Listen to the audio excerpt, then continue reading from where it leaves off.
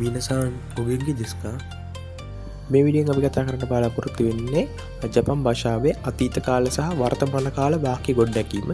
හරි. එහෙනම් අද අපි වීඩියෝ එක පටන් ගමු.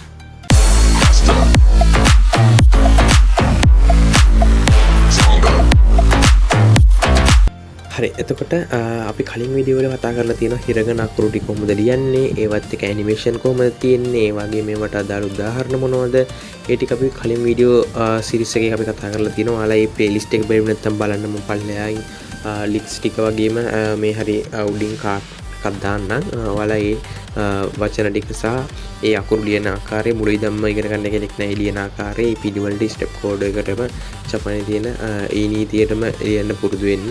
ඔයාලට වීඩියෝ එක ගොඩක් ප්‍රයෝජනවත් වෙයි. මම පල්ලෙහා ලින්ක් දානවා. ඔයාලා කැමති කට්ටිය අවශ්‍ය කට්ටිය ඉන්නවා නම් ඒව බලලා ඒ අකුරු ටික හදාගන්න ලියන පිළිවෙලටම.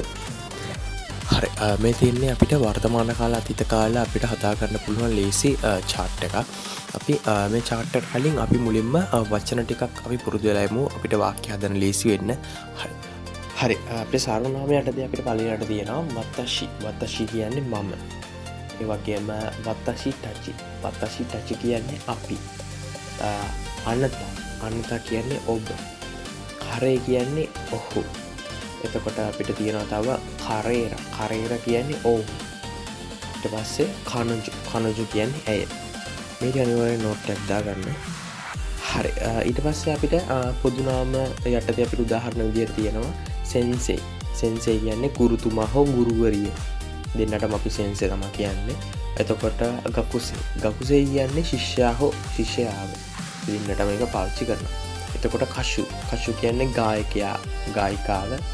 එතකොට ඉෂා කියන්නේ වෛද්‍යවරයා වෛද්‍යවරිය. එතකොට කංගුෂි ඊට පස්සේ අපිට දෙන කංගුෂි කියන්නේ හෙදිය. අපි පිරිමි පුද්ගලයාටයි ගැහැණු පුද්ගලයාට දෙන්නටම අපි කංගුෂි කියලා තමයි කියන්නේ. හරි. දැන් අපිට තියෙනවා අපි වර්තමාන කාල අතීත කාල කොහොමද වෙන් කරගන්නේ කියලා අපි කතා කරන්න තියෙන chart එක. එතන අපි ඒක අපි කොටස් දෙකකට බෙදන වර්තමාන සහ අතීත කාලෙ. එතකොට අපි වර්තමාන කාලෙත් අපි කොටස් දෙකකට බෙදනවා ඇත නැත යන අර්ථවලින්. එතකොට අතීත කාලෙත් අපි විදිහටම තමයි ඇත නැත යන මේ කොටස් දෙකකට අපි වෙන් කරනවා. ඒ වගේම මතක් කරන්න ඕනේ ජපන් භාෂාවේ අනාගත කාල වාක්‍ය කියලා එහෙම කොටසක් වෙන් කරලා නැහැ. වර්තමාන සහ අතීත කාල විදිහට තමයි වාක්‍ය වෙන් කරලා තියෙන්නේ.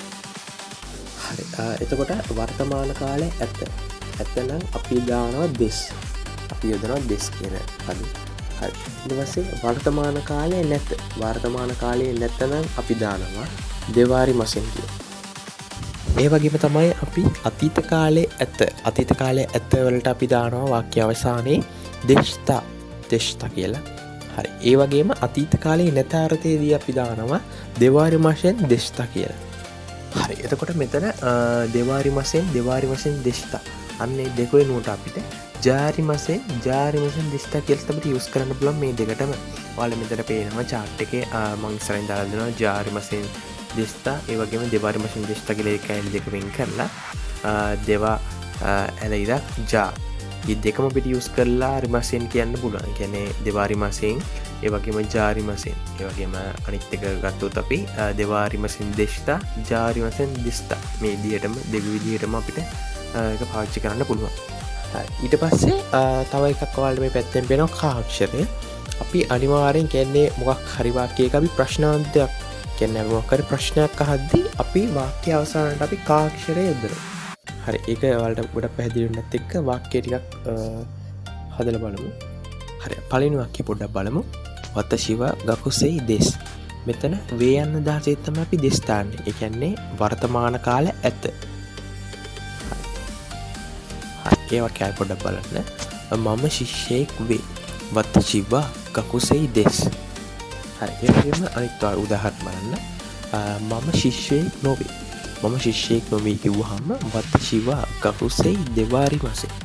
වර්තමාන කාලේ නැත යන අර්ථයෙන් තමයි අපි දෙවාරි මසෙන් කියලා යොදන්නේ. එතකොට මෙතන නොවේ කියලා තමයි තියෙන්නේ. මම ශිෂ්‍යයෙක් නොවේ. එතකොට අපි දාන්නේ දෙවාරි මසෙන්. එතකොට මුළු වාක්‍යම අපි ගත්තොත් වත්තශිව ගකුසෙයි දෙවාරි මසෙන්. මම ශිෂ්‍යයෙක් නොවේ. හරි ඊළඟ උදාහරණයක් අපිට බලන්න පුළුවන් මම ශිෂ්‍යයෙක් වුණා. ඒක අතීත කාලේ ඇත යන අර්ථය. කියන්නේ වුණා. ඒ වාක්‍යය ලියන්නේ වත ශිවා කකුසේ දෙෂ්තා. අයිබයි මම පත ශිවා ගකුසේ දෙෂ්තා උනා යන අර්ථයෙන් තමයි අපි දෙෂ්තා කියලා යොදන්නේ. හරි ඊළඟ උදාහරණය බලන්න මම ශිෂ්‍යයෙක් නොවුණා. ඒ කියන්නේ මම ශිෂ්‍යයෙක් උනේ නැහැ කියන වගේ අදහස. හරි ඒකේ අපිට වචන කියන්නේ වත ශිවා ගකුසේ දෙවාරි වශයෙන් දෙෂ්තා කියලා. දෙවාරි වශයෙන් දෙෂ්තා කියන්නේ නොවුණා කියන අදහස. ඒ කියන්නේ අතීත කාලේ නැත යන අර්ථය. හරි අපි ආයමත් වාක්‍ය කියවලා බලමු. වත ශිවා ගකුසේ දෙවාරි වශයෙන් දෙෂ්තා. හරි ඊට පස්සේ අපිට තියෙනවා ඊළඟ සරල වාක්‍යය මම ශිෂ්‍යයෙක් වේද. මෙතන ප්‍රශ්නයක් තමයි අහන්නේ මම ශිෂ්‍යයෙක් වේද කියලා. එතකොට අපි බලමු චක්කමණි කොහොමද දෙන්නේ කියලා. වත ශිවා ගකුසේ දෙස්කා. ගකුසේ දෙස්කා වේද වේ කියති දෙස්සෙන්නේ ප්‍රශ්නයක් නිසා අපි කාක්ෂරය අන්තිමට එකතු කරනවා. එතකොට සම්පූර්ණ වාක්‍ය වෙන්නේ වත ශිවා ගකුසේ දෙස්කා. මම ශිෂ්‍යයෙක් වේද. මම ඉස්සෙල්ලා ඔයාලට කිව්වා ප්‍රශ්නයක් අහද්දී හැමතිස්සෙම කාක්ෂරය වාක්‍යයේ අවසානයේ යොදනවා කියලා. ඔයාලට මෙතන එක බලා ගන්න පුළුවන් හරියටම. හරි ඊළඟ උදාහරණය අපි බලමු. ඊළඟ උදාහරණයේ තියෙන්නේ ඔහු වෛද්‍යවරයෙක් වේ. කරේවා ඉෂාදෙස්. ඔහුට කියන්නේ කරේ කියලා. වෛද්‍යවරට කියන්නේ ඉෂා කියලා. ඔයාලා ඉස්සෙල්ලා මේ වාක්‍ය ටික මුලින්ම කතා කරා අපි. ඒකට ඔයාලා මේක නෝට් ඩවුන් කරගන්න තියෙනවා හිතනවා. හරි අපි ආයෙමත් නැවතත් අපි මේ වාක්‍ය කතා කරමු. ඔහු වෛද්‍යවරයෙක් වේ. කරේවා ඉෂාදෙස්. හරි ඊට පස්සේ අපිට තියෙනවා ඇය ගායකයෙක් නොවේ. කනුජෝවා කෂු දෙවාරිමසේ. කනුජෝවා කෂු දෙවාරිමසේ. කනුජෝවා කියන්නේ ඇය. කෂු කියන්නේ ගායකයා. දෙවාරිමසෙන් කියලා පාවිච්චි කරන්නේ නොවේ කියන අර්ථය ගන්න. එතකොට මුළු වාක්‍යයම අපි ගොත් කනුජෝවා කෂු දෙවාරිමසේ. ඇය ගායකයෙක් නොවේ. හරි ඊට පස්සේ අපිට උදාහරණ තියෙනවා ඊළඟ උදාහරණේ අපි හෙදියන් නොවේ. අපි හෙදියන් නොවේ. අපි හෙදියන් නොවේ කියලා කිව්වට පස්සේ අපි කියන්නේ වතසිටචි. වතසිටචි වා කංගොෂි දෙවාරිමසේ. වතසිටචි වා කංගොෂි දෙවාරිමසේ. අපි හෙදියන් නොවේ. හරි ඊළඟ අපිට උදාහරණේ තියෙනවා ඔහු ගුරුවරයෙක් නොවේ. ඔහු ගුරුවරයෙක් නොවේ කියන්නේ කරේවා සෙන්සෙයි දෙවාරිමසේ. කරේ කියන්නේ ඔහු ගුරුවරයාට කියන්නේ සෙන්සේ නොවේ කියන්න අපි යොදනවා දෙවාරිමසේ. එතකොට සම්පූර්ණ වාක්‍යෙම අපි කිව්වොත් කරේවා සෙන්සෙයි දෙවාරිමසෙන්. ඔහු ගුරුවරයෙක් නොවේ. හරි ඊළඟ උදාහරණේ තියෙනවා අපිට ඔහු වෛද්‍යවරයෙක් වුණා. ඔහු වෛද්‍යවරයෙක් වුණා කියන්නේ කරේවා ඉෂාදෙෂ්තා. කරේවා ඉෂාදෙෂ්තා. ඔහු කියන්නේ කරේ වෛද්‍යවරයාට අපි ඉෂා කියලා කියනවා.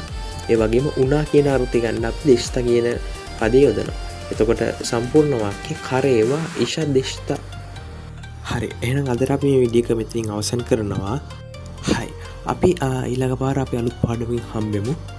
අරිගතෝ ගොසයිමාස් ජාමාත්තා ඉත්තකිමාස්.